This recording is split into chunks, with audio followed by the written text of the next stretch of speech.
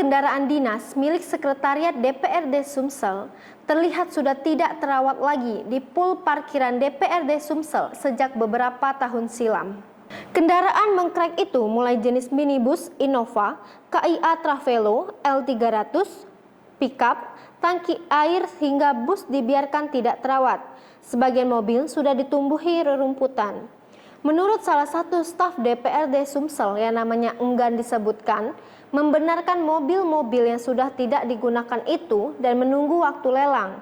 Dijelaskannya juga, mayoritas kendaraan dinas itu sekitar 20 unit, sudah mati pajaknya mulai dari tahun 2012 hingga baru berakhir pada 2021 ini.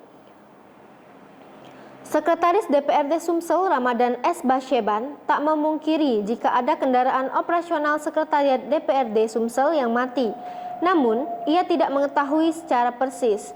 Sebelumnya, pemerintah Provinsi Sumatera Selatan melalui Badan Pendapatan Daerah Provinsi Sumsel memberikan keringanan pajak untuk masyarakat Sumsel. Keringanan pajak kendaraan bermotor ini berupa pembebasan pajak kendaraan bermotor progresif. Lalu, penghapusan sanksi administrasi denda bunga pajak kendaraan bermotor dan denda bunga bea balik nama kendaraan bermotor. Namun, ternyata masih banyak juga kendaraan plat merah yang menunggak pembayaran pajaknya. Firnas Lustian atau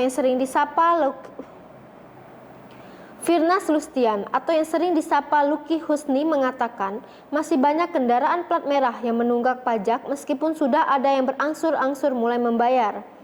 Sementara itu, berdasarkan wawancara sebelumnya, ada sekitar 11.000 kendaraan yang menunggak pajak di data Samsat Palembang 1. Data 11.000 itu termasuk kendaraan yang sudah dimutasi namun tidak melaporkan, rusak ataupun tidak terpakai lagi. Pihaknya mencatat 70% kendaraan yang menunggak adalah roda 2, 30%-nya roda 4. Tunggakannya bervariasi, ada yang sejak 2015 dan 2016. Sementara itu, Kepala Bapenda Sumsel Neng Muhaibah melalui Kabid Pajak Provinsi Sumsel Emi Surahwahyuni mengatakan secara keseluruhan di Sumsel ini ada 436.299 unit kendaraan yang menunggak pajak. Sedangkan untuk plat merah ada 9.344 unit.